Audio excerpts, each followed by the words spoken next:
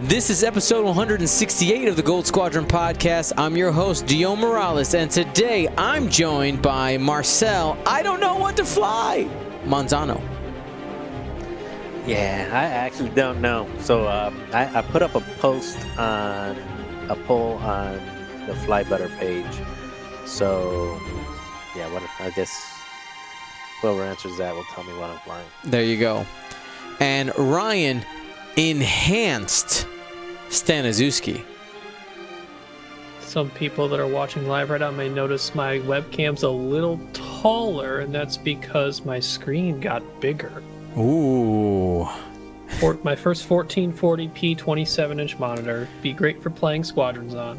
That sounds fun to me. William, unfortunately, could not join us because that storm that we had last week still has him down. The internet is not working at his home yet. So, unfortunately, no Will for now. I'm sure we'll get him back. Word on in the HoloNet is that he's going to be texting Marcel ideas throughout the cast. That's what I heard. But who knows? Announcements as we roll into this episode. Corellia is this weekend, so if you are planning on playing in Corellia, the time is nigh because it is August 22nd and the 23rd. Tickets stop going on sale the day before, so make sure if you're going to get a ticket, go ahead and do that. If you already have a ticket, make sure that you've gone through all the steps in the PDF that you get emailed when you buy a ticket. And then the other thing, and I'm actually going to just do this live in person for you guys, make sure that you do the event role assignments correctly. You first got to hit this emote here, okay, of all the galaxy planets, and then you go ahead and click the actual planet that you are playing on.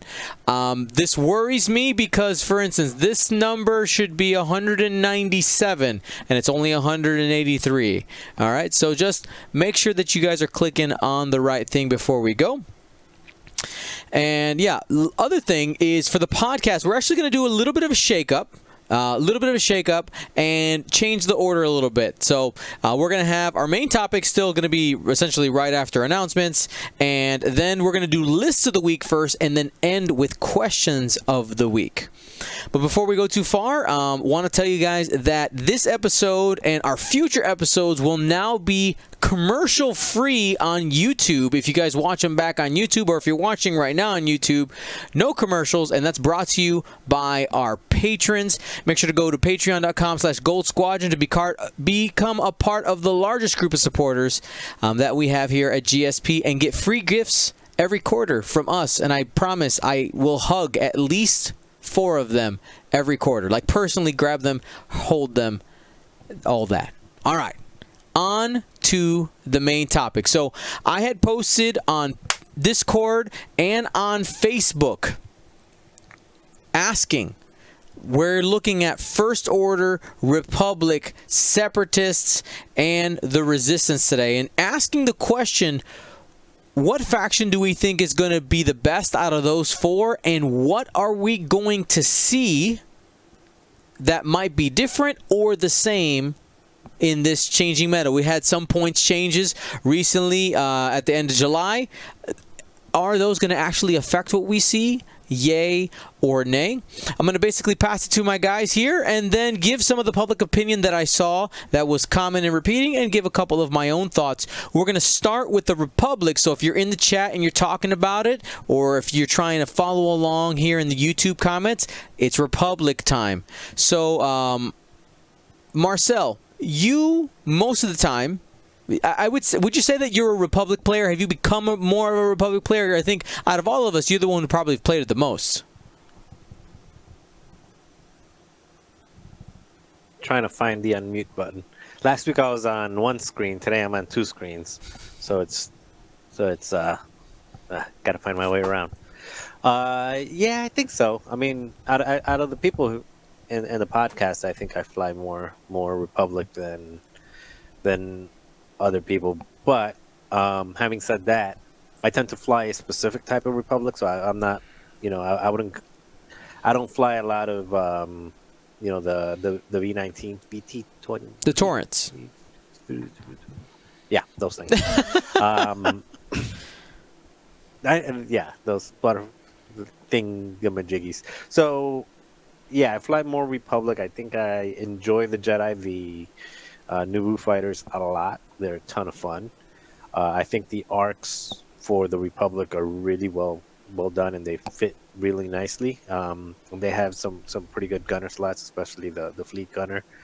I am not a fan of the Torrents. I am not a fan of the Y wings, even though they are pretty good ships. They're just not my personal taste, my personal flavor. So, yeah, is that what you were asking? I mean, that's I want to know your thoughts. This is your time to talk about Republic. Yeah, I was still doing my notes. Okay, so you could click on my recent flavor. That's what I've been flying. If you want to click on that, Sure, I'll pull it up. Yeah, so that's what I've been toying with lately, and I think it was Crazy Vulcan. I might be mistaken, but I think it was Crazy Vulcan that introduced me to the beauty that is Ahsoka with Chopper and Sense. That is such a good ship. I didn't realize how flexible it was. That if you bump to get her into range 1 and you bump, you can still chop her to take an evade, because Chopper doesn't require you to complete a maneuver before you do the action. And Ahsoka also allows you to use her ability while you're stressed. So that's another thing that I just never really put 2 and 2 together. So you can do a red maneuver and then do a red maneuver and then still use a force to get your focus or your reposition. And with Chopper and Ahsoka combined, after completing a maneuver, you can do Ahsoka and do Chopper to basically get an evade plus a focus at the same time. So that's pretty nutty. So that whole combo is pretty good. And then I'm just having a whole lot of fun. And then Obi-Wan and Anakin is the same thing I had at Worlds, just because for me that combination tends to work. But that combination really only works when Sense is on the table. So I've been trying to test out with Sense on Ahsoka, because if I put Sense on Obi-Wan, then Obi-Wan becomes too expensive and it's too much of a priority target, and everybody goes to kill Obi-Wan, and with 2 agility, eventually Obi-Wan dies. So this has been working out. I have a really good time with this. The other things that I think will probably end up still being good, again, I haven't really hadn't put together the list for this, is I've seen the 4 Jedi lists with calibrated doing pretty well in hyperspace, especially. It's been doing pretty well. I know in the X-Wing Vassal Team Tournament, which we're in the final, because Ryan's team got knocked out by 186, so we're gonna have to go represent for the Midwest in the final. William and I. No hard feelings there. Hey, it's very familiar to Crossroads. You had the Midwest versus the UK, and it's still Midwest versus UK. So take it home. Yeah, we're gonna do our best. Ollie, we're coming for you.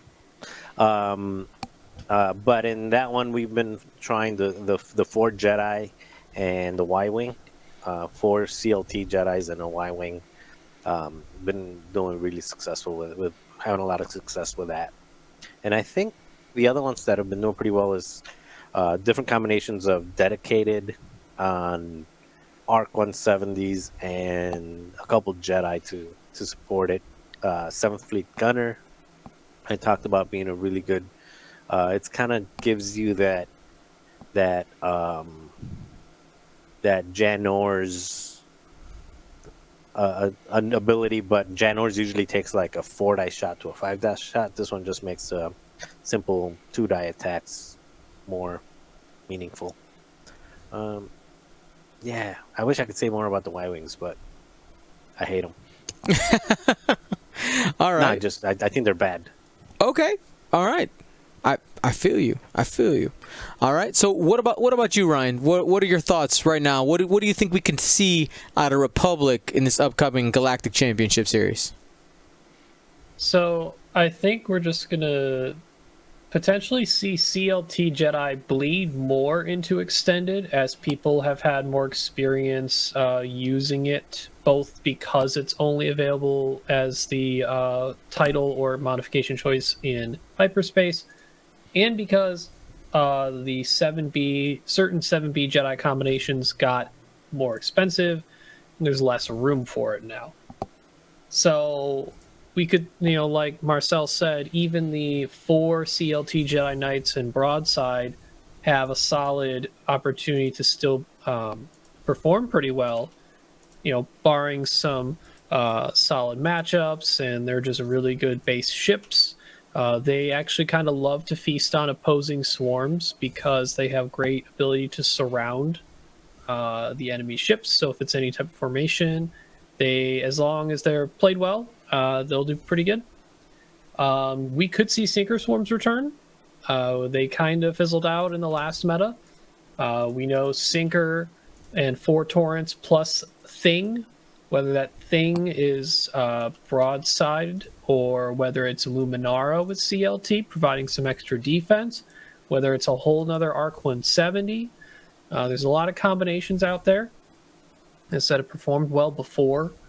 It's just kind of tailored down a little bit as some of the ace play rose up and some other swarms were considered better. Nothing negatively impacted the Sinker Swarm, but other stuff that were negatively impacted elsewhere.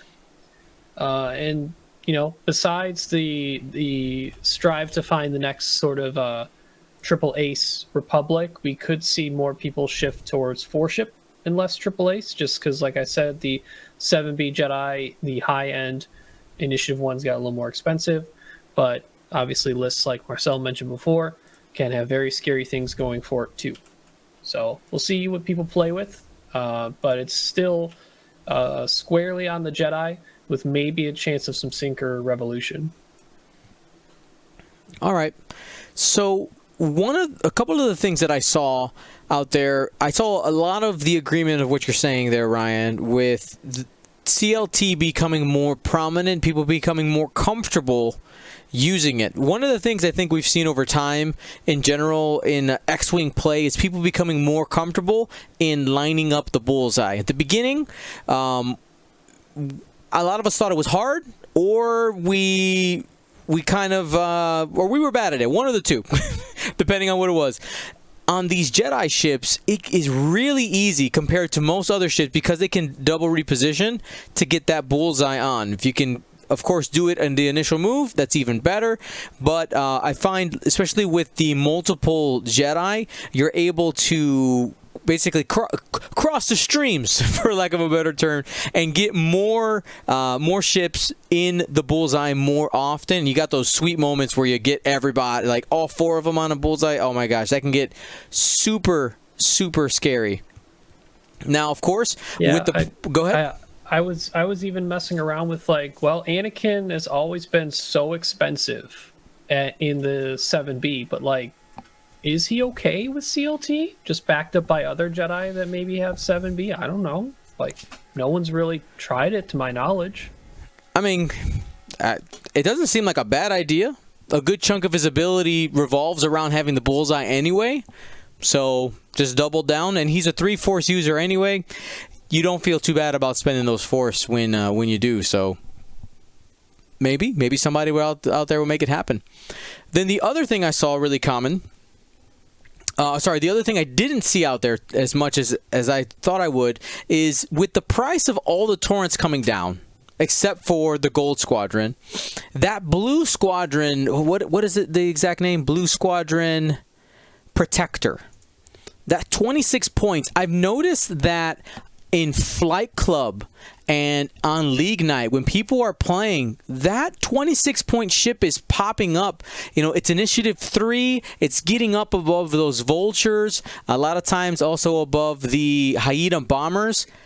Are we going to see more of those generic torrents at Initiative 3? I still don't think the time for Tucker, Swoop, Axe, Kickback, and Oddball. We're not there. Sorry, guys. You can want it in your heart, but I don't think so. Maybe somebody will meme it and give us a good go. But that's kind of where it is for Republic. I feel like because of the limited number of ships and pilots in Republic, it's more of a shift in what is usable or what is like that top level usable rather than anything major happening there, because there was nothing too crazy that happened in the points for Republic. But yeah, we're gonna do a poll at the end ranking these factions, and I'm curious to know. Actually, let me just ask you guys: do you think that the Republic overall will be better or worse than it was in this current iteration? Is this before or after the new wave release? Right, from now until the wave release. So no lat included. We will definitely come back once that ship gets here. What do you guys think in the chat as well? What do you think, Marcel? I think they stayed about the same. I wouldn't say they're better or worse. Probably a little bit worse. Yeah, probably a little bit worse, just because the things that I personally fly got a little more expensive. But other people that fly the arcs maybe might be saying that they're either the same. I think it's hard to make a case that they got better though. All right. What do you think, Ryan? I'd agree. There's really nothing that stands out as like this is why they got better. Even with other factions taking a hit in some spots too, the Republic still kind of got hit just as much in the same spots, being the aces, whether you're looking at the Imperial aces that commonly were a thorn in the side of the Republic aces. Mm-hmm. They both got hit at least by some amount. I can't really think off the top of my head who technically got hit worse. But and there's nothing that stands out. It's like, oh, this is going to mean that they're way worse. So probably about the same, maybe just a little worse, because there's that discovery phase right now of trying to find what can fit. So many things are so much tighter in points with what people are used to for Extended Republic. Mm-hmm. So just to kind of give a comparison to Space Jam. So basically Republic was in the middle of the pack for Space Jam when it came to it. So we'll see where's the movement there. We need to go on to 3 other factions, but I find it really interesting. I'm curious to see if somebody can find that secret sauce in the Republic to really make it pop. All right, let's move on now to the Roger Rogers. Ryan, you've played a bunch of Separatists. You like your droids. Where are we going here? What's happening? What do you suspect?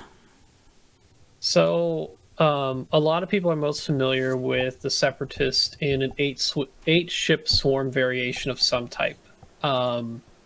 If Separatists are going to stay 8-ship and they want toys like mostly struts and definitely 3 Discord missiles and maybe Dark One probe droids or some type of tactical relay, they're only going to get 1 Hyena and 7 Vultures in most cases. Not even like a B-22 Belvalab, the Feathan Outrow pilot, which is like the super low-end generic with tactical relay allows for much even after that. So like you can get a single Hyena with some Dark One probe droids, 7 Vultures. All the Vultures can get struts. 3 of them can get Discord missiles. And the Hyena could carry concussion missiles. Or I've kind of thought about, with the decrease in advanced proton torpedo, the idea of a Hyena being what I call a linebacker. Okay, where I like that. You got that main front line of the Vultures, and once they start blocking everything, there's a common situation where that first engagement, depending on how the range control is done, where there's a chance for that Hyena maybe just outside of that range 3 shot anyway, that has the pre-target lock from the probe droids to use the concussion missiles or plasma torpedoes for.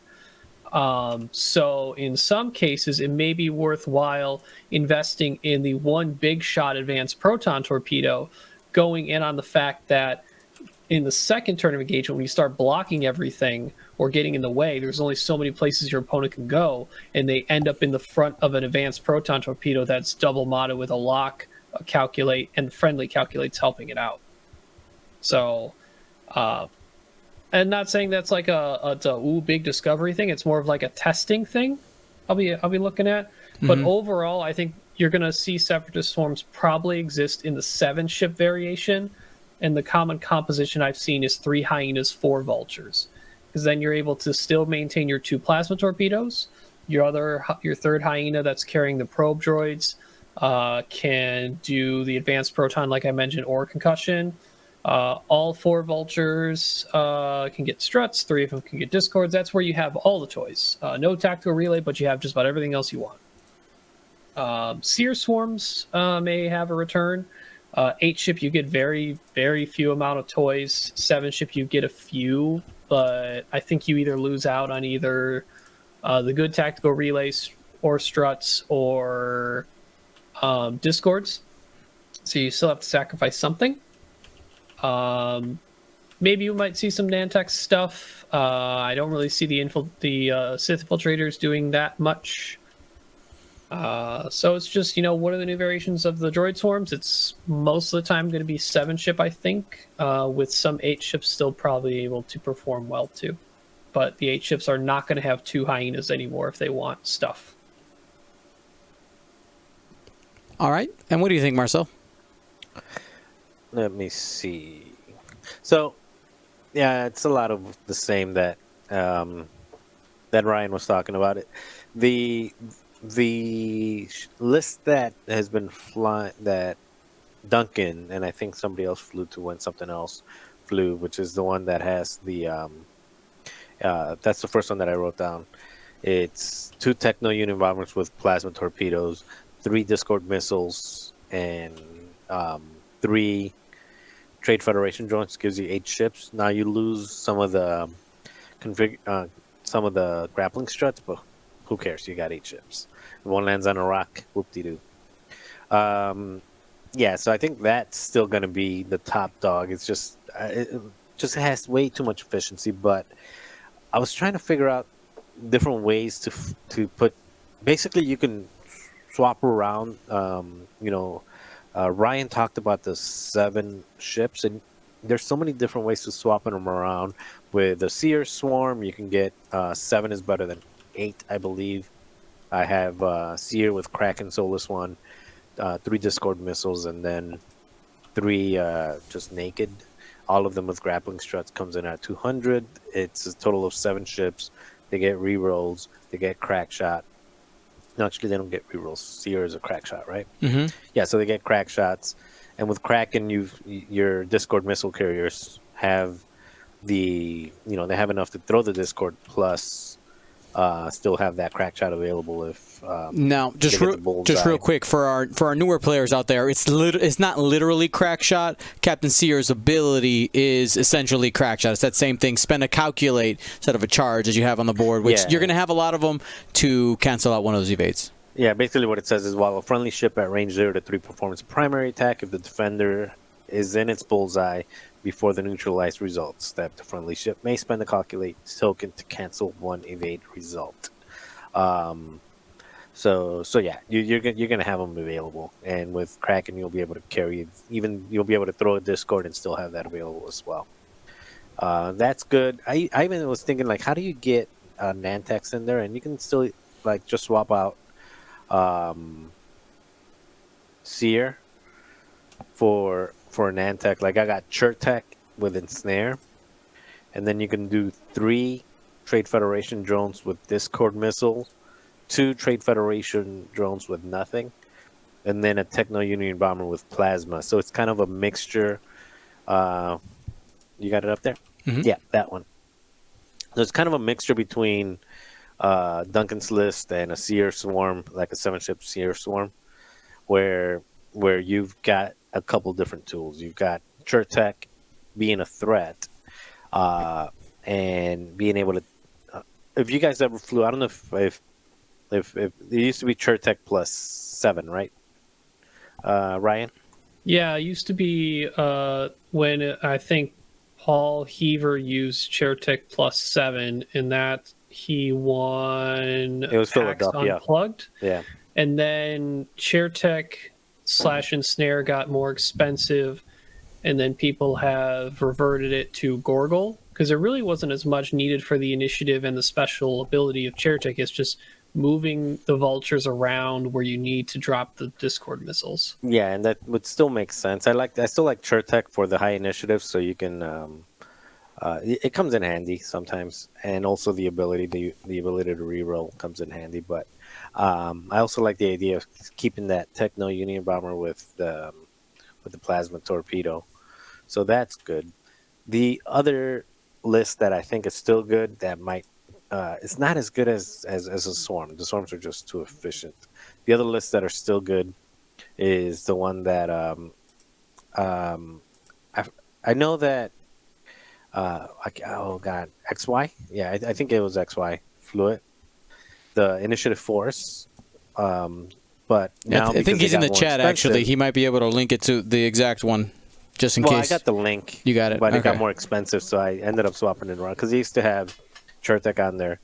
But because they got more expensive, you can basically still fit it in there, but you're dropping the Chertek for a generic Petranic Arena Ace, but you still get 2 Ensnare Nantex, you still get DBS with Afterburners, Advanced Proton Torpedoes, throw a bomb in there just for fun, and then Grievous with Impervious Plating and Soulless One.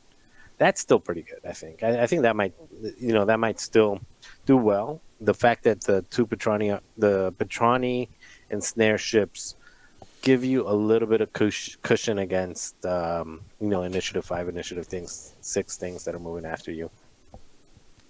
Yeah, that's what I got. Yeah, so looking at some of the public opinion that I saw on the posts, and I would agree. So from what I'm hearing, what you guys say, if I needed to condense it, it's that not much will change. We might see more Nantex. Right? There's some shifting in the points where you might have to maybe lose a toy or two, but the idea mostly what we're going to see is vulture swarms with hyenas in most of the cases. Some of the exact loadout is a question mark, but the archetypes that are going to be popular and probably most successful will essentially not change. The exact toys inside, maybe, but overall, not. Would you guys agree with me? I do think the basis of the swarm, you're going to see the ratio of vulture to hyena, depending on if people steer towards the 8-ship or the 7-ship more, that ratio could increase or decrease, right? So if the 8-ship becomes the dominant one, we only have 1 hyena and 7 vultures. But if the 7-ship becomes dominant, that's more commonly the 3 hyena and 4 vultures. So those 5 ships with 5 hull ships with network calculations offer a little more survivability, and technically more hull in the entire list overall, and can bring as many ammunition style toys as you want. I don't know, Marcel, do we think with that we're going to actually see more Nantex? Because I'm not sure if I think that. I don't know about more or less, but with the points change, you mean? Well, so didn't the base chassis got a lot cheaper, but didn't Ensnare on some of it just go up to kind of counteract that a little bit, and some of them may have been down? It went up quite a bit, actually, on the lower initiative ones. Up by 7. It went from 14 to 21. Yeah. And including on Chertek and Initiative 4, because it used to not bump up until Initiative 5. So now it still doesn't bump up till Initiative 5, but it's at 21 now, so it's a lot of points. A lot of points. All right. Well, yeah. So that's the only reason I put the Nantex out there as an option is people are talking about it more. So that's the only reason why I'm saying, well, it went from not being talked about at all in this latest meta to just a little bit of waves out there. Maybe people are going to try something a little weird. Who knows? We'll see. Maybe you, person listening, watching, will be the person to do it. All right, now let's move on to the Resistance. All right, let's move on to the Resistance. It's the Resistance. It's the Resistance. Yes, the Resistance. I'm going to go ahead and start here with some of the most common things I'm seeing from the from people talking about for the resistance in the public forums is that I5s is all I'm seeing essentially. People are saying you just take 3 I5s in resistance and you're good, or A-wings. That's the most common thing that I'm seeing out there from the public. I'll go ahead and wait for my personal opinion in a bit, but I'll let you guys go ahead and give us some more of those specifics first. Marcel.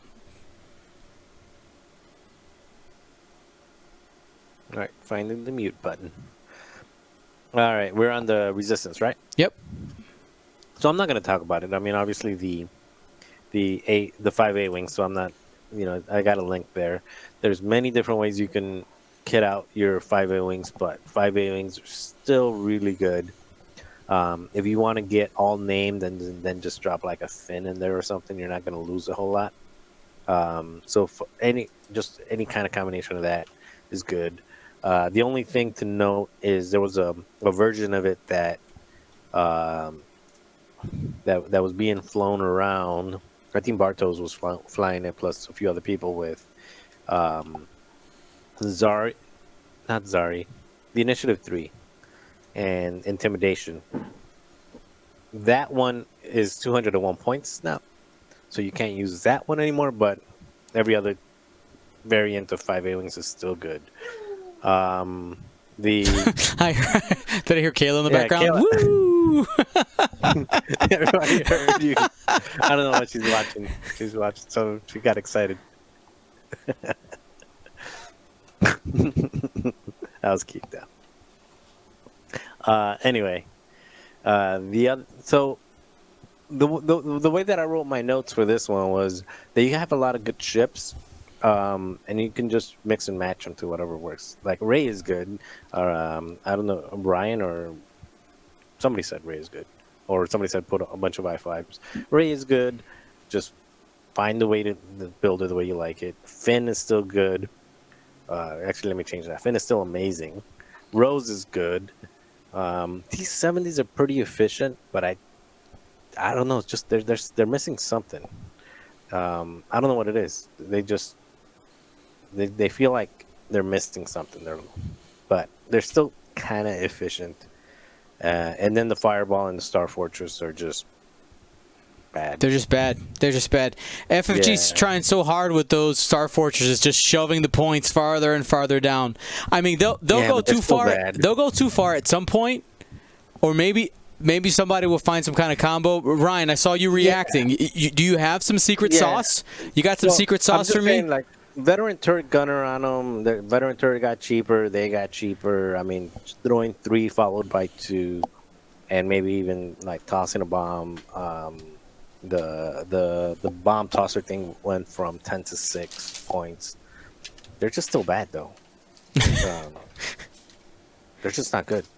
I don't know. They're not. I mean, I agree. I agree. We don't know yet. Points did just change, and no one seems to be willing to try. Not saying that's a reason to think that they're good or going to make like a big splash, but I don't think we can completely dismiss them right away, because a lot of, the things in Resistance that went down that probably make the biggest deal is Ray, because didn't all the Resistance Falcons go down more points again? They did. Yeah, so Ray fits with more stuff now. That was one of my bullet points. Yeah, it's just they die too easy. They don't get enough actions. They have a hard time. Even with the... I think they have the most arc in the entire game. And one of those arcs is 3 die. But they're still just... do you think if they had reinforced, that would make the difference? I think that's a huge... So, I have hopefully small tangent. The Star Fortress, as a design point, being what it is right now, is one of those walk a fine line ships, because without reinforce, you have to... as a ship by itself, you have to invest points into it I believe right now, for it to be effective. The problem is you're investing points into something in the list that's probably going to be the most expensive thing in your list and was going to die every single game because it doesn't have reinforce, and its offensive reliability, as Marcel mentioned, is very rarely going to ever get double mods. And if it does get double mods, you've either invested a ton of points, Ray Gunner, which is a good gunner upgrade, but on a Star Fortress, don't know if that's worth it.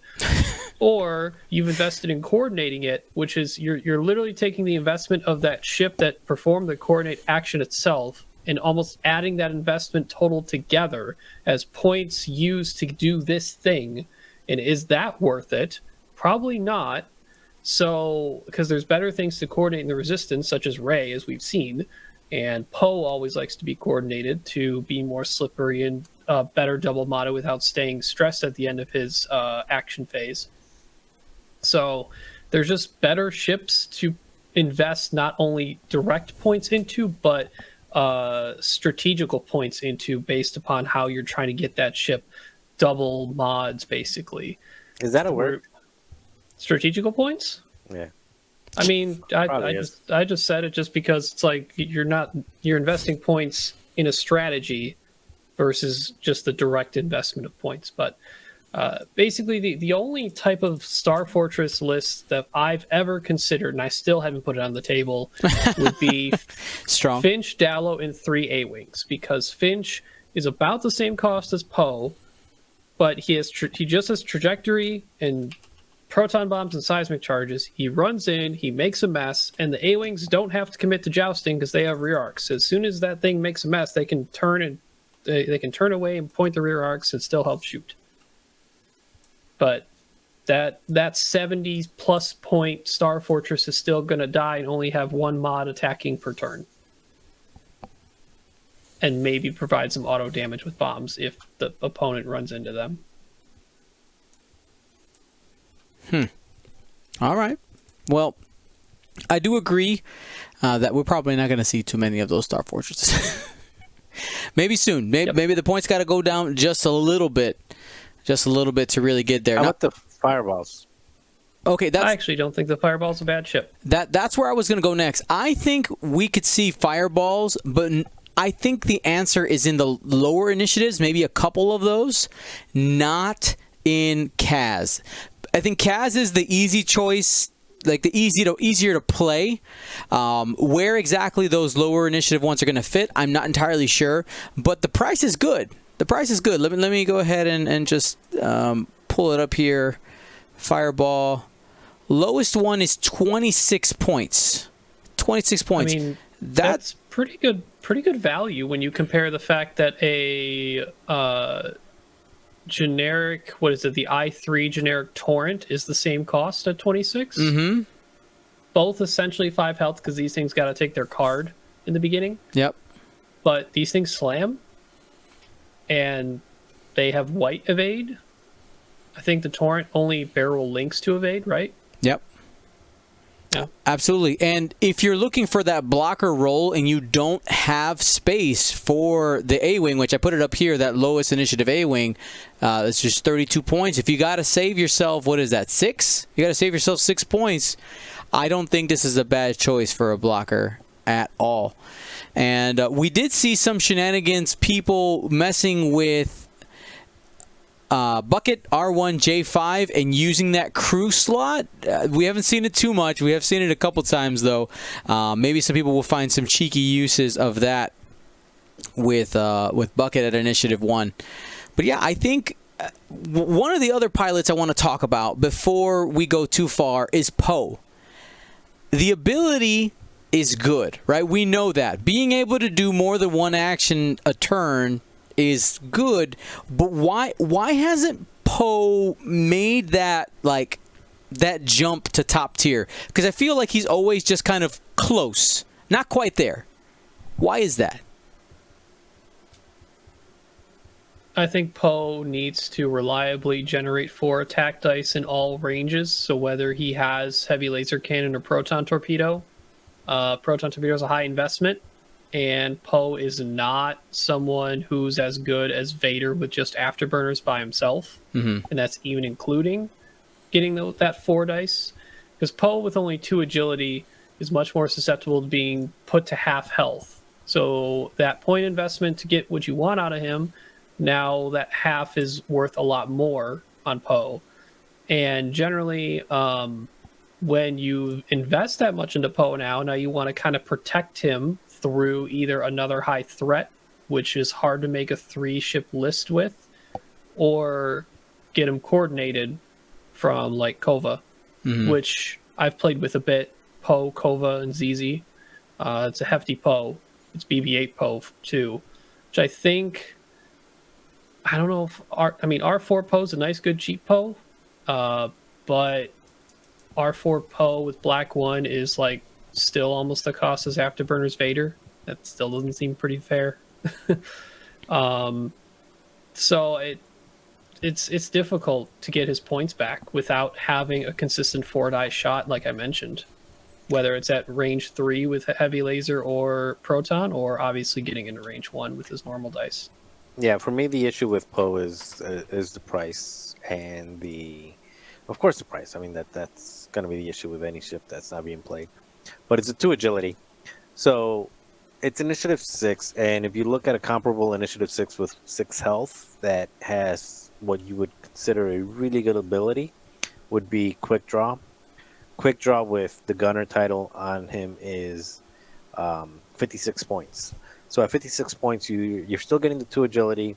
You're not getting 2 actions, but you're getting double shots, and you also don't get shot.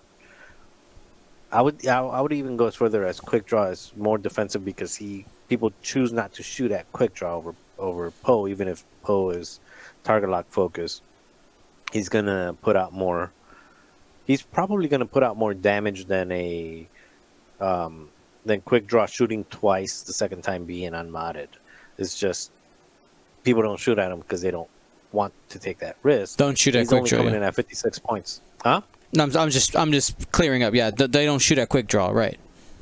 Yeah, they don't shoot at him, so it doesn't matter if he can take a target lock, and just him with fire control system is 58 points. He can take a target lock to double, to mod both of his shots, and people won't shoot at him, so he'll be on the board longer than Poe.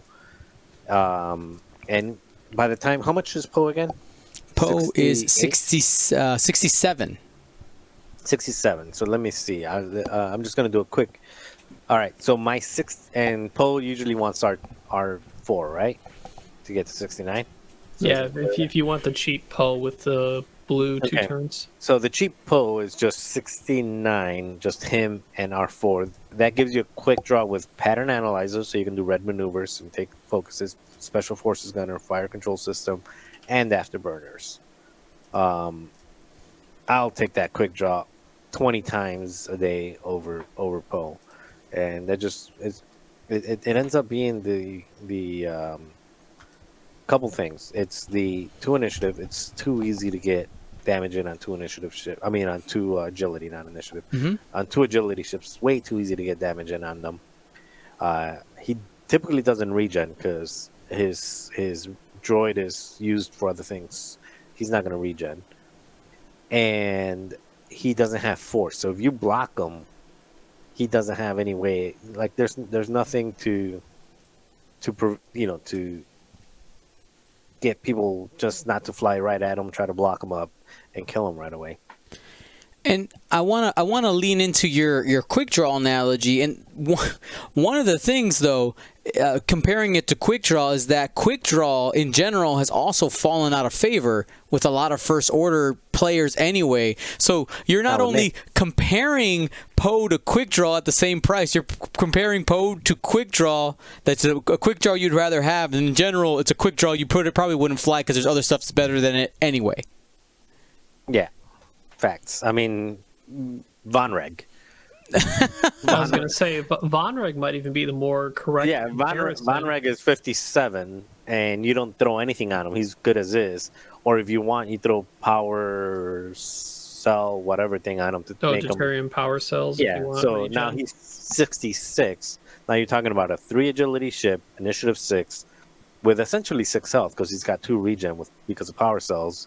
Power cells is even better than regen because I've used it before when I get ioned, and I'm like, nah, I don't want that ion. I'll take a stress instead. So yeah, that is. I mean, there's just so it's just not costed right because he dies too easy. Agree. Now, Ryan, for anybody who maybe doesn't know, because we do have new players who watch all the time, why is Finn so good? So there are a few newer stipulations to Finn, I think. When you build a list with Finn, you have 3 options. One is just Finn with heroic.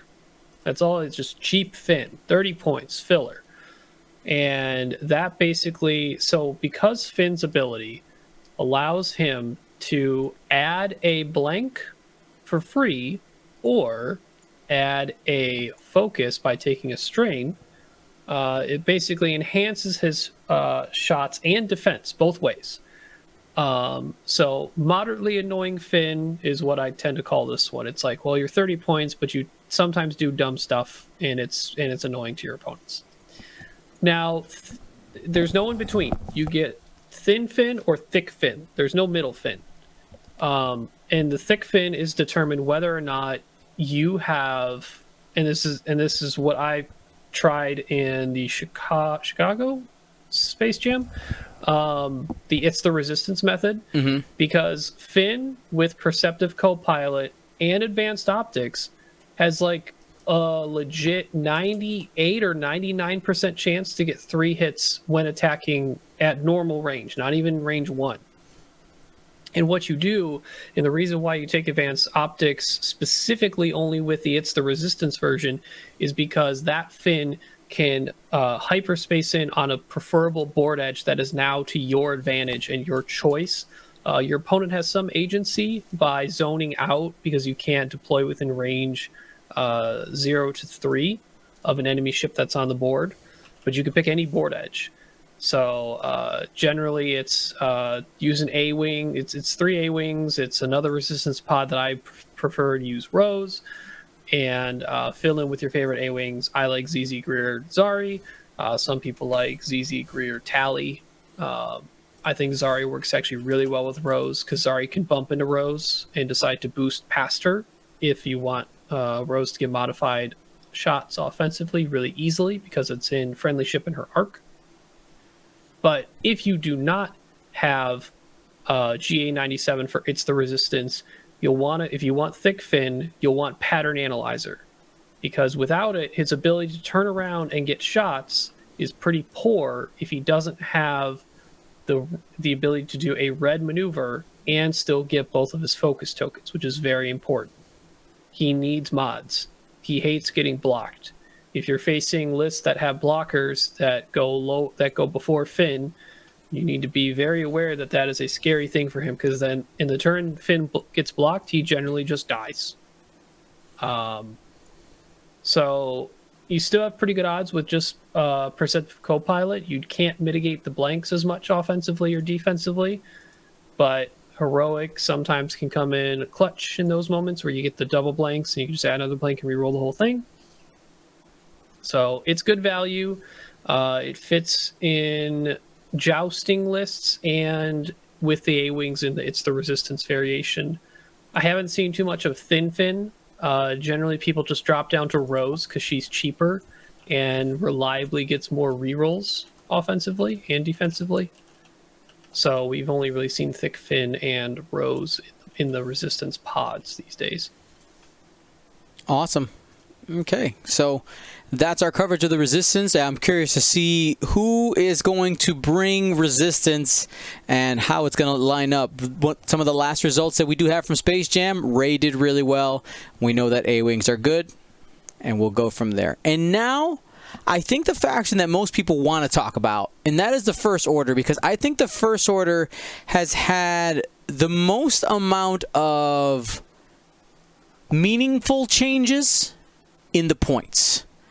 Ryan, I'll go ahead and let you go first on this one. So I think the thing that most people are talking about, and I think rightly so, is we're going to see an uptick of generic TIE BAs and silencers. They both went down in meaningful numbers. Now, whether it's what I call the red and black pointy ratio, which is either like Hollow or Vonreg plus 3 silencers, or Kylo plus 3 generic TIBAs, that's the most common thing people have looked at. We could definitely also see different flavors of the FO salads we've seen in the past. With these interceptors, it's probably more like 5 ship variations than 6 ships. But we've seen that the power of just the generic mass of FO ships in different variations within the sort of salad of, maybe sprinkling an SF or 2 with advanced optics and a couple of cadets. Maybe one of them can be Revis because I have some extra points and he works well with TIE BAs and I've now taken BAs. And then something of an ace all comes together like Hollow or Vonreg or Kylo that makes up the 5 ship variation. Kylo might need it to be 4, depending on how much quality you want out of your generics. Still, overall, a lot of First Order is still going to revolve around Kylo. He reigns as the supreme leader, basically. You'd have to either have a really good reason or put in a lot of reps with a list you feel very comfortable with by not taking Kylo. I personally feel pretty comfortable with a Hollow plus 4 things that I've worked on for a bit. And I enjoy it, and it's worked out well for me. But I still know that Kylo is something that I could look at and try out in other versions as well. And it may perform better. I don't know what it is, but I always seem to have a weird issue of getting the most out of like a central core Force Ace user in lists. I always seem to get more out of like a widespread array of more equally powerful 5+ ship lists, but just got to work on my ace play. It's not something I do every day. gotta get those reps in.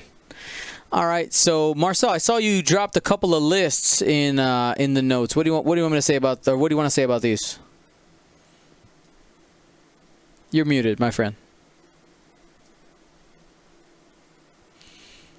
So right here you have your first version. You called it your first flavor. Sure. Excuse me. So that's my first flavor. So that's what I've been. Now my first flavor, Rush, is interchangeable. It's basically quick draw, full kitted quick draw, the one that Dion says that nobody plays. Well, that's my number 1 flavor, buddy. Then Major Bonreg with Daredevil and Power Cells. And in this particular case, I got Rush. So basically just come in with Rush and just let people shoot at him. Eventually I'll have 3 initiative, 6 ships that are coming in at 192 with a pretty decent bid. I like this a lot. Another version of it is probably these 2, and instead of Rush, I put Ember. Ember it's actually Ember's really good. He ends up having his not so good against Force, but against almost everything else. Just the ability to tell people you're not going to modify your focuses. You can't use your focuses on defense. So real quick, I'll just read that ability for anybody who's not familiar. Ember says, while you perform an attack, if there's a damaged ship friendly to the defender at range 0 to 1 of the defender cannot spend focus or calculate tokens. And you can also throw the power cells on him to have 2 regen. You guys already know I love regen. My regen is just so good when somebody gets half points on you, and then 2 turns later say, nope, you haven't even touched me because I have all my shields and I'm just back to normal. So you can put power cells on him and still be at 192 with a pretty healthy bid. And that quick draw, I really like that quick draw because you can basically K-turn and get 2 actions, and people just don't expect it. Not K-turn, sloop. They have the 3 sloops. So you 3 sloop, you can boost barrel roll or do something like that. That's actually really, really good. I've had a lot of success with that because people tend not to shoot at him. And that's probably why I like the Rush one better, because the Rush one, I put Rush in first while Kylo comes in at a more of a distance to get that target lock. and I don't really care if they shoot at rush because I eventually want them to turn into an initiative 6 anyway. So I've been having a lot of fun with that. And just a really quick note here, because some people were asking about it. Just a reminder that the power cells, it's double slot. One's tech and one is mod slot. Just because I saw some people confused about it, so just a note there. Yeah. Continue. Sorry about that. Yeah. And like I said, it has a dual utility because I don't know how many times it's been more often than I would like more often than you would think, that I end up swapping out an ion for a stress because it says you can change. Well, what is the actual word of it? I know you can switch an ion to a stress. So it says you can either take you can take a, what's the word? You can take a during the system. Are you talking about the power cells? Yeah, the power cells. So it says, during the system phase, you may spend 1 charge and gain 1 disarm token to recover 1 shield. Before you would gain 1 non-lock token. If you are not stressed, you may spend 1 charge to gain 1 stress token instead. Got you. Okay. So I know they wrote it so you can take the weapons disabled and still shoot the same turn. So it's like you're getting a shield without having to not be able to shoot that turn. However, in the system phase, it's kind of hard to know whether you're going to get a good shot or not. Where using it with ions is where I've gotten the most value out of it, especially with lists like Octocron's list that try to ionize you, and then once you're ionized, you have an initiative 6 ship that's basically just sit and duck. Really handy to take a stress instead of that. So I've had a lot of fun with that. The other list that you don't even have to open it because Ryan already talked about it was basically hollow with 4 ships. My personal flavor for that is 4 tie subs with advanced optics because it's nice and lazy, and you just do 1 forward, or it's basically 1 forward to victory with first order instead of rebel, and then hollow going around just doing whatever he wants to do. Super easy, barely an inconvenience. Yeah, other than that, I think the Star Killers, the Upsilons, I haven't seen anybody fly those lately, and I don't know if we will. I think they've just tend to kind of fallen off a little bit. Probably just Tavzin and everyone else, doesn't matter. Yeah, I just haven't seen anybody really fly them anymore. I don't think it's because they're bad ships. I just think that you get way too much value out of all the other ones. The SFs are at a really good point cost. The FOs are at a really good point cost, and now the silencers are pretty healthy.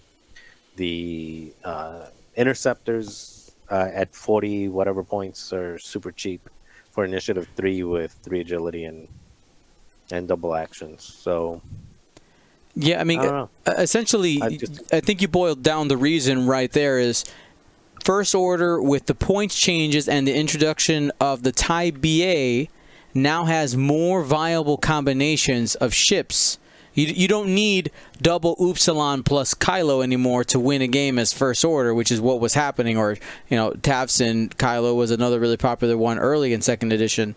But I think you're right in saying that if you're going to bring an Upsilon, it's Tavson, and that's probably it, unless you're trying to do something cheeky. Yeah, unless you're trying to do like the stress one that tractors or whatever it does. But yeah, you're not. Basically, I think the First Order is the faction of efficiency. Every ship they have is pretty efficient. I don't think they have anything that's truly. You look at it and you're like, oh, well, anything not called an Upsilon. What's that Upsilon that lets you? The one that they kill, Dormits? Yeah. Dormits, yeah. They just slap that one around. Yeah. Dormit's Krieg. Anything that's not Dormits is super efficient for the First Order. So you can just spam it with a bunch of generics and you'll be fine. All right. So, question for you, Marcel. why wouldn't you put Proud Tradition on that quick draw? On the quick draw? Yes, You because mean instead of... no, because you had no talent, right? No, not talent. Yeah, Proud Tradition. So that when you do a red maneuver, you can pattern analyzer, you can afterburners, and you can focus. You know, I'm not a big fan of giving people the choice to turn my focus into a crit. But they take a crit for doing that. I'm just not, quick draw can't be stressed. And I like the 192. 194, you can still get a few 194s and 192. 192 will probably beat most non-Sunterfell lists. And with Fenral, Boba get more expensive, it'll probably knock those out too. I think overall, besides the quick draw, people should look at Proud Tradition more, especially on non-AC ships. And in my Hollow Plus stuff list, I do have a mix of SFs and FOs. Those FOs with Proud Tradition allow me to turn around, still have a focus, which is kind of like a back arc, but also give chase and follow the ship instead of slowly drifting away with the SF. Yeah, that does make sense, and especially with the FOs that have pretty good blue maneuvers. If they end up saying, "Okay, I'll take a crit," I'll take a shield. Okay, then I'll cry into my blue 2 turns. Oh no! Exactly. Yeah. Now the SFs don't have that luxury, unfortunately, but sure, with the FOs for sure. All right. Well, that's great discussion there. When it came to the public opinion, a lot of what you guys said already, a lot of people were shouting, generic silencers, 4 silencers, we can fit it now. I don't think that 4 silencers is the answer, but I do think if you want to bring them, you're going to give some people some fits in Swiss. Absolutely, that is one of those lists where if you're trying to win the event, not just go in and have a good time, which, whatever, you can do both. But I'm saying, like, if you're actively practicing, I think it's an archetype that you do need to have a plan against, because they can be so defensive and they move so fast. The silencer can be a chonky platform. It can live for a long time, and that's its staying power is one of its strengths when you have 4 of them in the list. So just watch out for that. And just to reiterate what Ryan said at the top, a lot of the times First Order is Kylo plus generics or Kylo plus other stuff. It is definitely the Kylo faction. I do believe overall, if you had, gun to my head, what ship is the best, what pilot is the best in First Order, the answer is Kylo. So I would go Hollow. I would disagree with you, but that's okay. That's what we're here to do. But a lot of people... I love Hollow, but I understand Kylo is the supreme leader. That's right.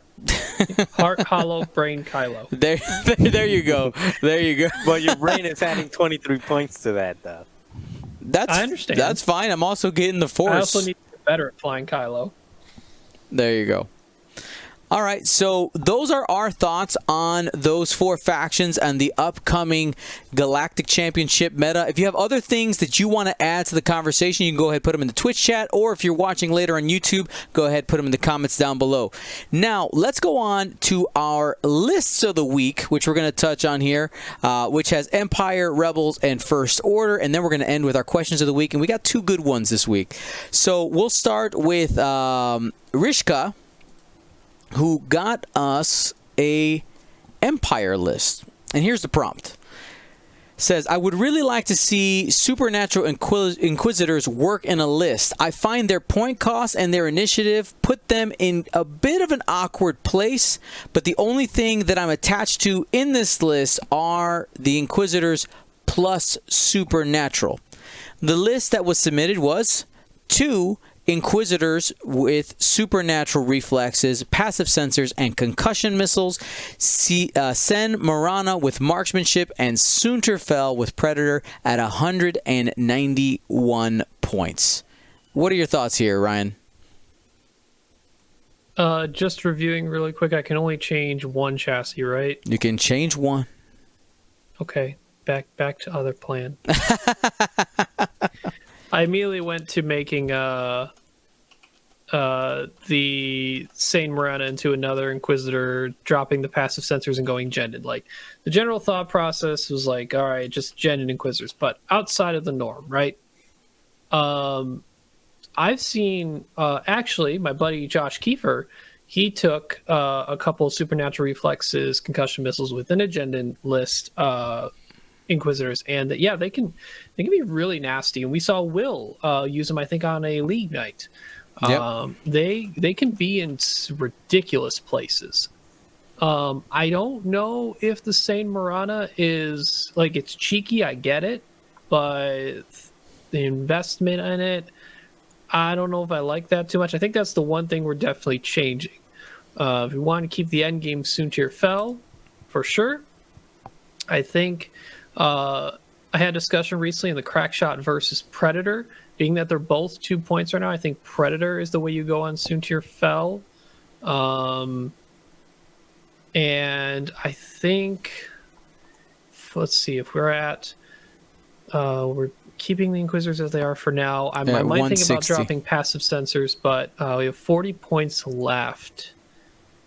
Man, there's a lot of stuff for 40 points that could be worthwhile looking at, but I'm going to throw out a piece that I think was interesting and fun to use, and the Inquisitors actually can get around him pretty easily if he needs to. That is a striker named Vagabond. Vagabond is after you fully execute a maneuver using your adaptive ailerons, if you're not stressed, you may drop one device. And he, in extended, can take proximity mines. And he has 40 points. And he basically says, hey, all you aces that move after me, good thing I move before you with my ailerons and I could drop a bomb right on top of you. That is a very weird threat that either people are going to underestimate or overestimate and commit a lot of force to. It's Striker, like Vagabond can die. Mm-hmm. But I think with, a light endgame Soontir, some Inquisitors pulling their weight, you can maintain the passive sensors.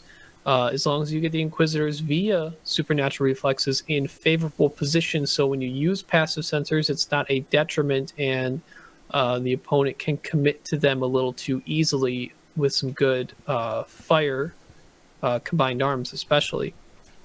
So finding the best 40 points of, hey, distraction, look at me, and if you don't look at me, you might be in big trouble. I see that in Vagabond with proximity mines. Awesome. Now, one of the questions that came up in the chat is the choice of passive sensors versus fire control system. Let's have that little debate, right? So one of the arguments to have passive sensors is that if you're a low initiative, which these are 3, it essentially can guarantee you the target lock in an engagement. FCS allows you to reroll more often, and I believe, if I'm not mistaken, I think that Will took the FCS version, but I think the difference here is probably because we don't have Jendon to set up the locks initially, you need a way to get those locks, and that way is passive sensors. Yep. If you don't get the locks on the engagement you've set up for concussion missiles, this list offensive firepower drops significantly. You need to get locks to fire those missiles. If you can do it without needing to spend the force for Supernatural Reflexes, try and get used to that, because you may need to use that force for defense. Yeah. Also, just the I'm not a big fan of a fire control system on low initiative ships because it's harder to guarantee keeping shooting at the same target multiple times. You just at lower initiative ships, you're taking opportunity shots where the aces you can pick and choose who you shoot, but with lower initiative ships, you're mostly just taking the opportunity shot, the best shot that's available for you. All right. Well, let's go ahead and move on to our next ship here.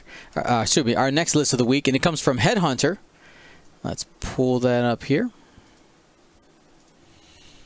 There it is. And here's the prompt. It says, I've tested it out a couple of times against 3 and 4 ship builds with great success. I even one-shot a defender. But looking at it now, I think I would have some problems against swarms, and I'm worried mostly about droids. Could you advise me on what to change in this list when I play against swarms? All right, Marcel's got his glasses on. He's ready to drive this one. All right.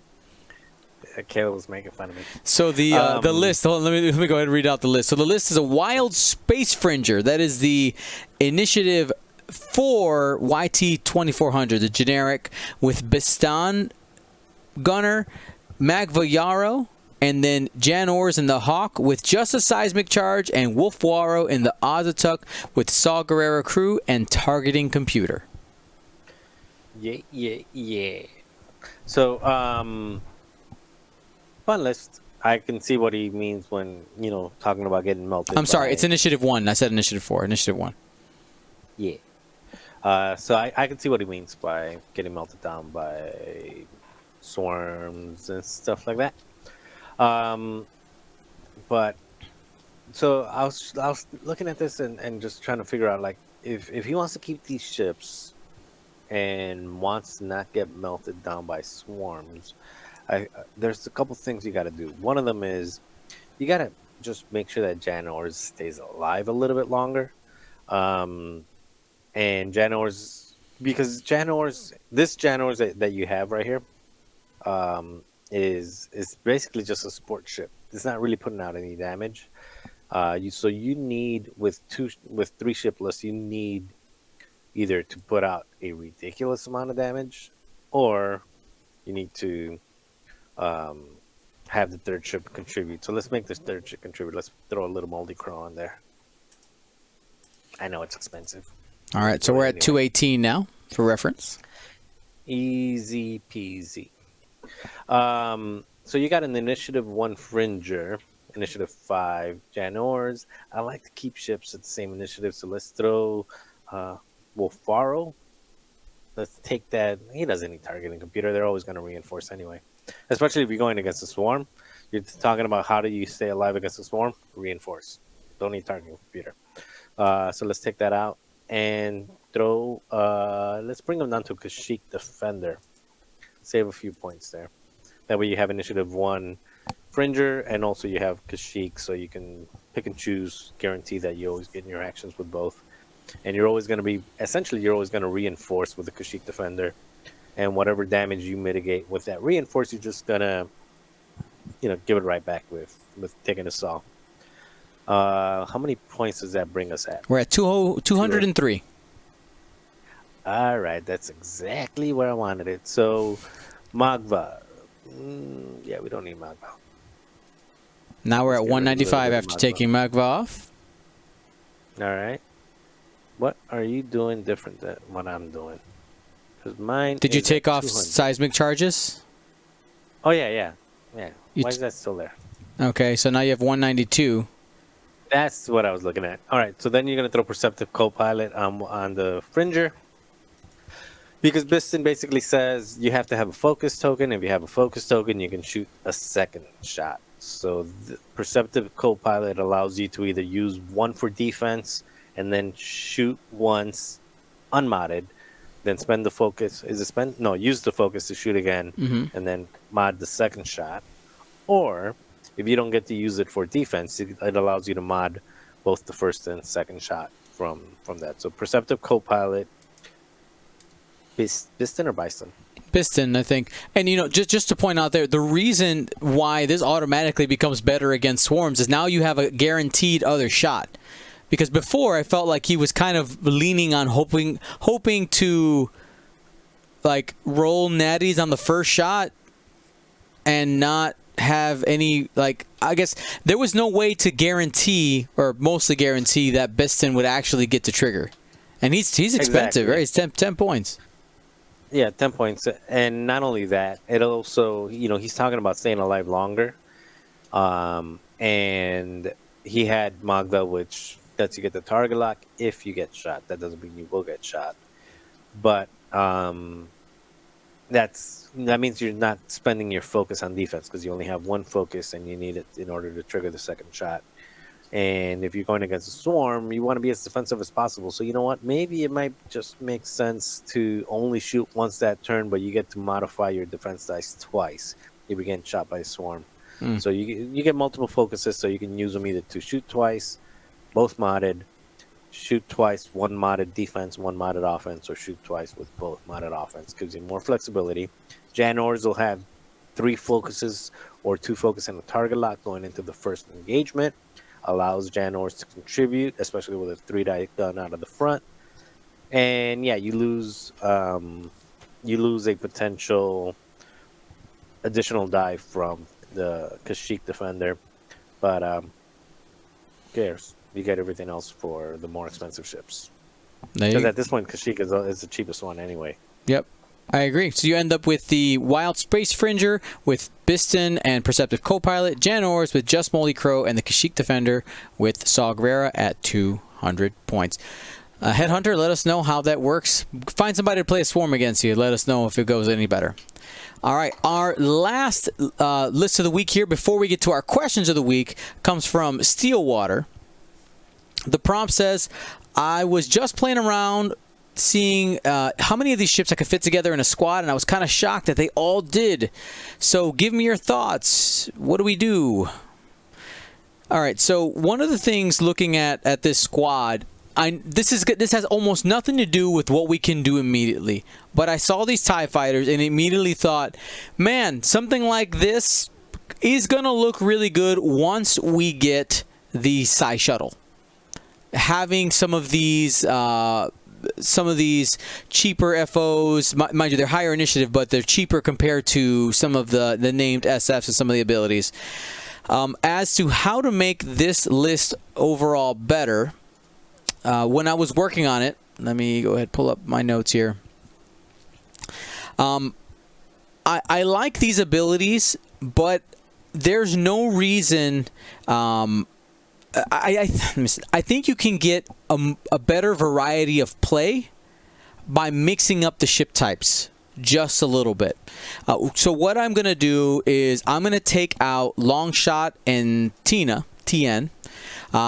I think out of all of them, they're the worst ones. I find that Longshot a lot of times ends up, after the initial engagement, you don't get to trigger the ability as much, and TN is literally killing herself in order to trigger this ability. I don't think it's that good. And with that space, I would go ahead and add in Hollow, which gives you more variety. You still get to keep these abilities. The abilities can be used in combination with Hollow, for instance, doing some shenanigans with Muse, if need be. Okay. Then I'm going to go ahead and I have 185 points. I think that Advanced Optics is better than Fanatical every day. So I'm actually going to go ahead and take Fanatical off and go Advanced Optics on both of those. Now I have 11 points, and this is where you can go ahead and take Hollow and you can flavor to taste if you wanted to. I think the first thing I would reach for would be Proud Tradition. You can then just kind of go from here. You can either add the Fanaticals back in. You can keep the bid. I don't think I would. You could definitely put Optics onto Hollow as well, but you can flavor to taste. I will tell you the first thing that I reached for was to see if I could fit Kylo in here, and it's just a little too expensive, and you end up having to sacrifice more in there. But that's what I would look at as a base: Muse with Optics, Null with Optics, Revis with Optics, Scorch with Optics, and Hollow with Proud Tradition. You got 9 points to play with, just a little bit, until we get the Psi Shuttle, and hopefully it's priced well, and you could take something like I don't know, one of those support ships and be able to do some more shenanigans there. So Steelwater, hopefully you enjoyed that. Let us know how it goes. And now let's move on to our questions of the week, and I find them quite interesting. So the first question comes to us from Davenfelth, and he asked a very simple question. Can you guys chat about the idea of revenge of the Swiss. Okay, Revenge of the Swiss. So if you don't know what that term is, if you've never heard about that, this is a situation where you play against somebody in Swiss, you win this game, you meet them again in the cut, and more times than not, you end up losing that second game. There's lots of theories as to why this happens, but let's first ask, I'll lead with Ryan. Have you ever experienced, have you been on either side of the Revenge of the Swiss, Ryan? Well, I'm trying to think of that now. Because that question was the whole time. I didn't think of an actual time. Like, oh yeah, have I ever... I can't think of an immediate time where I have faced somebody in Swiss and then in cut right away. Not right away, but like in general. Sounds like Marcel maybe deals with that a lot. Oh, God, it is my bane. My bane. That's why I wanted to see where Ryan was first, because I'm sure, Marcel, you're going to have some things to say about this. I'll say I know people who have that issue. Let Marcel go first, and I'll think real hard. So, I can think so many times, but the one that sticks with me probably the most is Worlds 2017, maybe? I think it was 17, 18. Where in round 12, yes, there was like 12 rounds. Or round 9, 12, I don't know, bunch of rounds. Mm-hmm. In one of those big number rounds, I was undefeated. No, I had one loss, and my opponent had one loss, and we were playing to make it to the cut.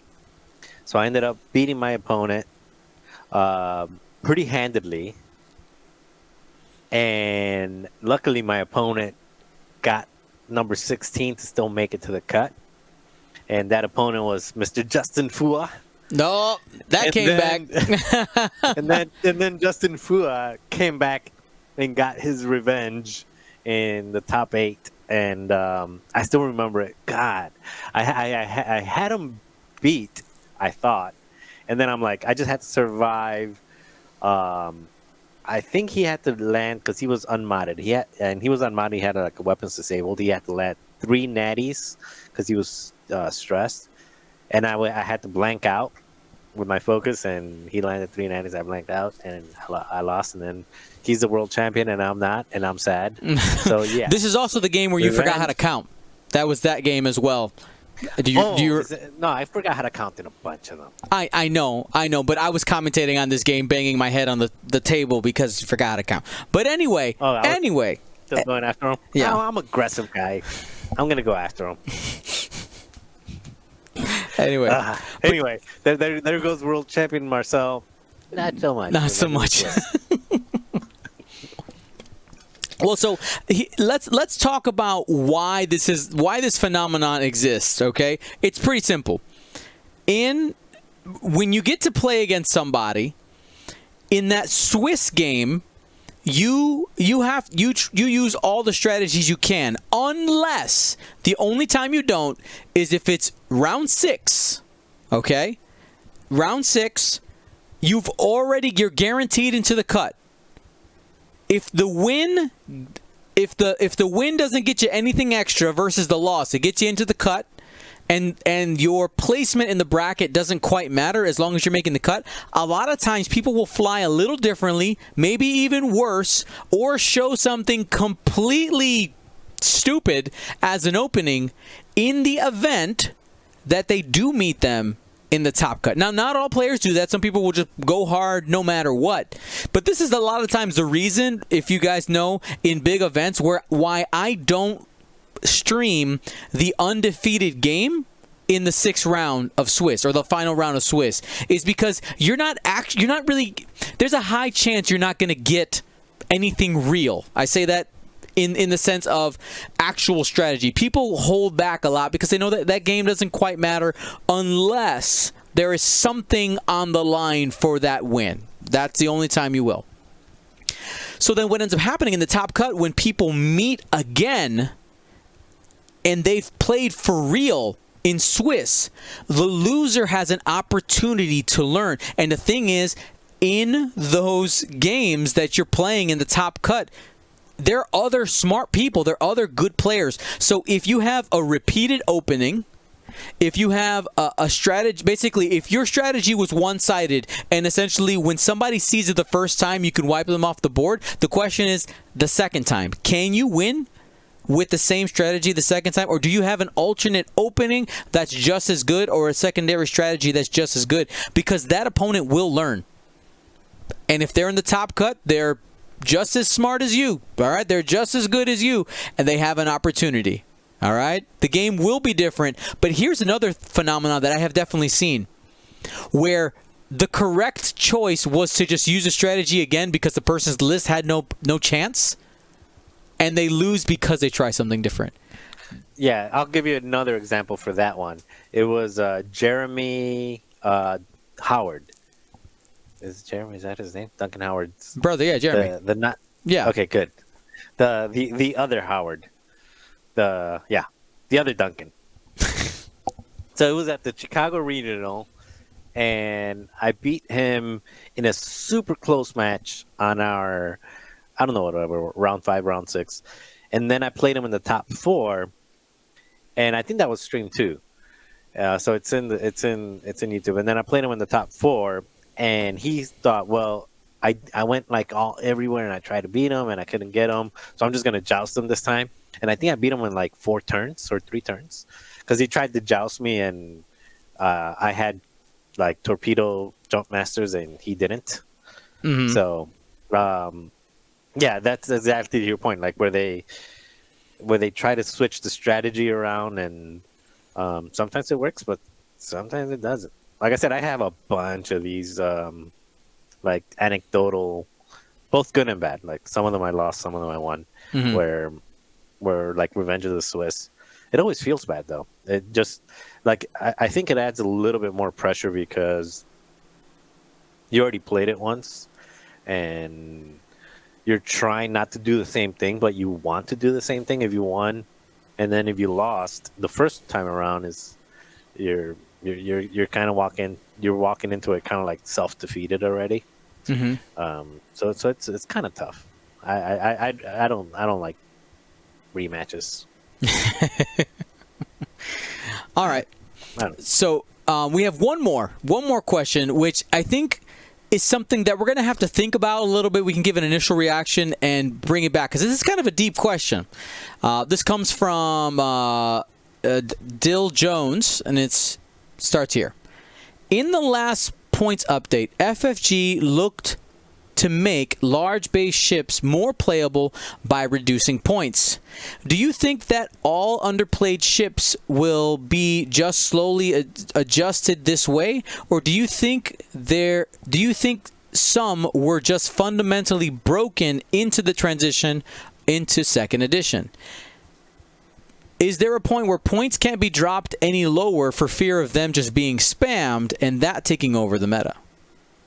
Some pretty deep thoughts there. I'm going to give my initial opinion here and the things that comes to mind. I think that we know, like large base ships that are good right now, we know that the Falcons are playable. Nothing else pops into mind that's definitely like top tier meta. I do think that there is a bit of a dance there, but we have to remember that some large bases did have their day. We talked about Upsilons earlier, right? Upsilons are a large base ship that had their day. They were the best of the best.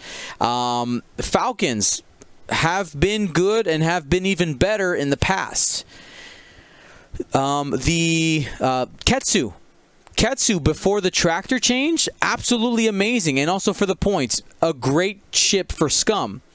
It's just really recently that large base ships haven't seen as much prominence. Obviously, the Resistance Bomber is something that we haven't seen almost at all top tier play.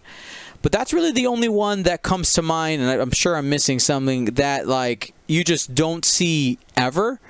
But this idea of I I don't know how to answer this part where it says, do I think anything is that something is fundamentally broken going into second edition? Because my argument would then be, if let's say large base ships became completely unplayable, right?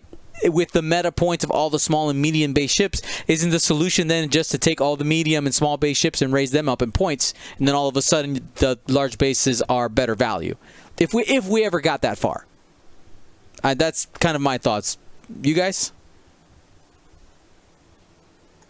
Yeah. Go ahead. I think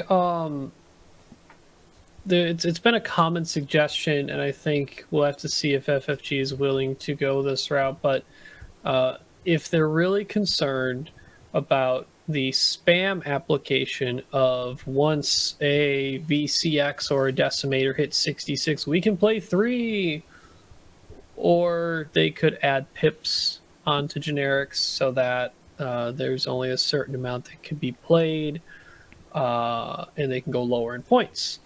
In terms of the fundamentally broken part, that's more along the lines when I hear that is kind of stuff when I talked about the Star Fortress earlier, or we talk about E-Wings a lot with their native ship ability with their linked actions don't really jive together well. And in the beginning, until they started to add more slots, and especially the cannon slot, the Jump Master, a lot of people thought just like the dial, and it's just so many points. And then, well, they brought it down. It theoretically is fixed, definitely playable in multiple pilots.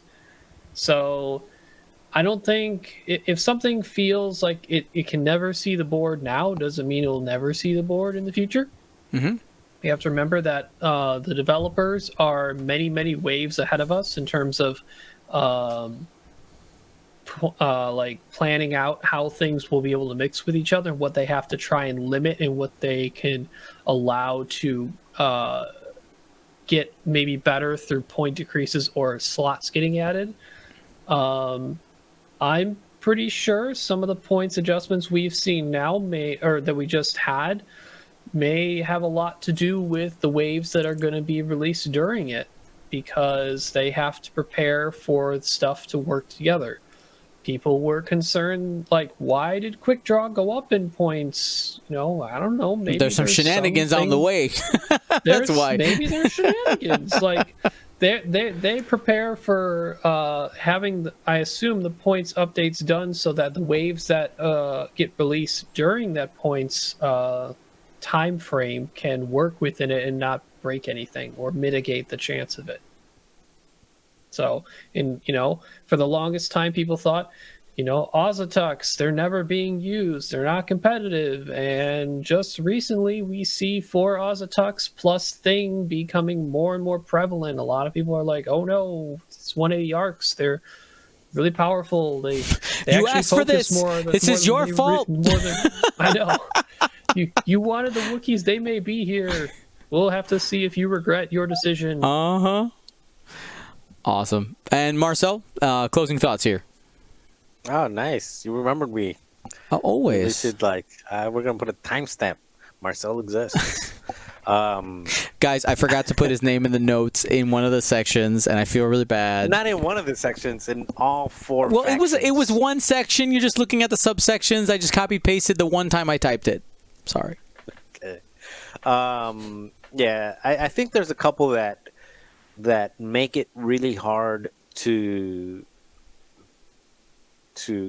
cost correctly. I think it's the same, and I want to just put it down to big base ships, because I think the Defender, and you guys mentioned the E-Wing earlier, or Ryan, you mentioned the E-Wing earlier. I think the Defender's in the same spot where they can only make the Defender so cheap before spamming them becomes an issue. Mm-hmm. And I think those ships on the big base side are the Star Fortress, and definitely the YT-2400. You can't make the YT-2400 too cheap, because it is a 4-die primary turret. Mm-hmm. 180 arc turret. Like that's just bad. You don't want to make that too cheap. You can't have that spam anything, because then you'll just have two coordinators and two YT-2400s just making destroying stuff. Yeah, Now, just make people sad. I want to put in a little additional note here. I think also one of the things that maybe bothers people, or the people who are like really want these big bases, is the fact that the YT-2400, specifically Dash, and the Bomber were, before second edition, ships that you saw quite often on the table. Let's talk about Dash. Dash is probably one of the large base ships that I hear called out for the most, and I think that Dash has a lot of people look at Dash with rose-colored lenses, in the sense that they're remembering what Dash used to be able to do, and they play Dash now and say, why does this not work? But you got to really remember the amount of tools that Dash had in his arsenal in first edition, right? So you had essentially unlimited focus using Ray. You had Lone Wolf, the old version of Lone Wolf, which in first edition meant that as long as you didn't have any buddies nearby, you could re-roll a die every single attack and defense. Those two things, combined with being able to boost with that ship, made it ridiculous. It was just super. Don't forget PTO. Oh yeah, definitely. There was push to limit. Well, people then just started taking expertise on it, which allowed you to just do whatever you want in some cases. But a lot of times, Ray was the better choice, and you just target locked for your action or move. But anyway, like, you just had a lot of options with that ship that are just not available anymore. I feel like the ship is significantly more fair. But yeah, I wanted to put that out there specifically for Dash. I know with our League Night experiment, I felt that my experiment failed in the sense that I don't think my play was good enough with that initial onset to actually get any determination as to find what is the best build. But one of the things that I definitely realized was that we got to remember that this Dash is only the same in name and ability. Not in you cannot play it the same way. It's not the same ship. Yeah, I know a bit of a tangent there. Sorry about that. Yeah, no, I did. Okay, I'm not muted. I did fly Dash, and that's why I ran in there and I said, "You killed my Dash," because I have actually had pretty decent success casually, not in a tournament with Dash, but yeah, they're just. I would throw another one on that list, which is Bosk. Bosk is another one similar to Dash, that Bosk was just really good in 1.0 that just is not. I mean, his ability, he's just not the same ship. I mean, the ability's the same, but it just doesn't translate over. It's not the same way to get those crits. It's just doesn't translate to 2.0. Yeah, I think out of those though, I think it has the closest chance to being good again. I think, maybe we'll see. I hear some whispers of Bosk maybe making a resurgence here pretty soon. Greedo Bosk. Yeah, the Greedo Bosk, but we'll have to wait and see. And yeah, so thank you everybody who hung out with us today. I think today was a really great episode. Reminder, this weekend is Corellia, Saturday and Sunday. No Flight Club this weekend because we got a tournament we're going to be streaming. If you're playing, make sure you're on time. If you're just here to watch, the stream starts like game 1, dice rolling, at 10 a.m. Central. If you're a player, you need to be there at 9 a.m. Central. That is where it starts. And a reminder for our streaming schedule, we're live every Monday with the podcast, 8:30 to 10 p.m. Central. And then we have League Night, 6 p.m. to 10 p.m. Central. And Gold Squadron Flight... What? Did I forget something? I was going to ask, can we do quick faction prediction who we think is going to win? Oh, sure. I was going to ask something different, but let me ask something different first. And Can I Yeah, do your thing. We just didn't want you to. Now, Yeah, we didn't want you to immediately go into Gold Squadron out without like. Oh, okay. Okay. And Flight Club is 5 p.m. to 9 p.m. Central. All times are Central. Did you mean 9 a.m. Pacific, not Central? Oh, sorry. Yeah. Yeah. Sorry. Corellia is Pacific time. Sorry. Corellia is Pacific time. My bad. Yes. So that's 11, 12. Do the math. You know what? The players, you guys got it. Follow your thing. We're at 9. 10 is when the game starts. 11. 12. 12 p.m. Central is when the stream starts. All right. Anyway. Had a brain there. Brain explosion here. May have been our fault. It's okay. No. I said it wrong before you guys. So what were you guys going to say? Predictions. What did you want to predict here? Well, Marcel, you had a question first, and then we were going to do like quick faction winner prediction. All right. Okay. My question was for the people that have signed up and have not done all the processy thingamajiggers. The registration? Lists due? When are all the lists are due? By the way, all the information is in the PDF. So if you read it, you got it. Who but reads those things? You know what? Bad example, Marcel. You're supposed to be the role model for all the viewers. 72 hours before the event is the requested time for lists so that we can check to make sure everything is right and people put in the right format and all that. Okay? 72 hours. Please. And thank you. So that would essentially be Wednesday. You got 2 days from live, from it being live, and 1 day from it being posted in on the podcast streams out there.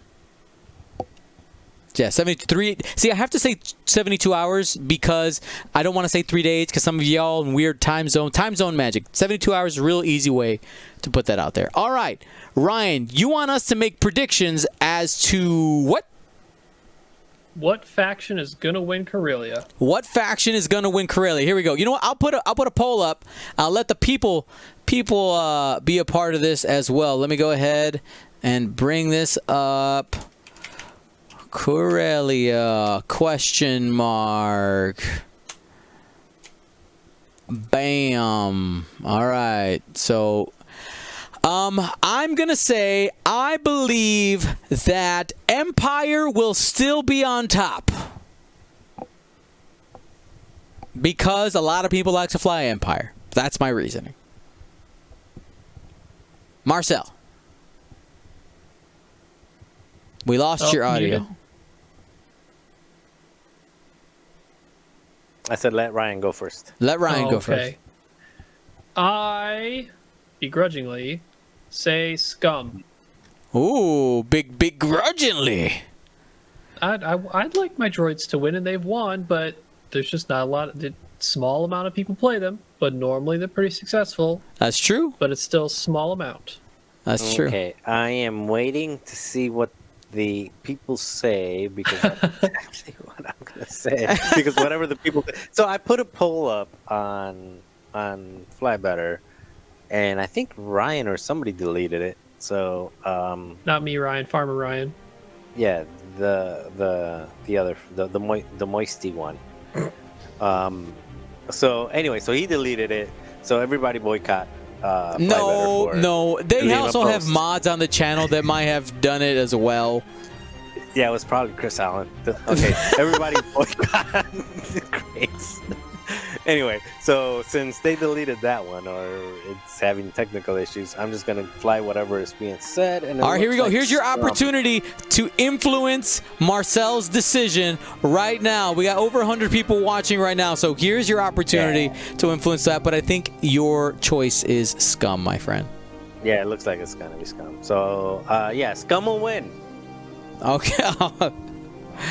All right. Well, again, thank you guys for joining us here, Gold Squadron Podcast live or later on, or maybe you're listening in your ears. We love you. Join us Monday, Wednesdays, Saturdays for our weekly streams. And for the next, a bunch of weekends. We're alternating between Galactic Championship qualifiers and Flight Club. So stay tuned. Make sure you have that follow button hit, and we'll talk to you later, everybody. Thanks for watching. Gold Squadron out.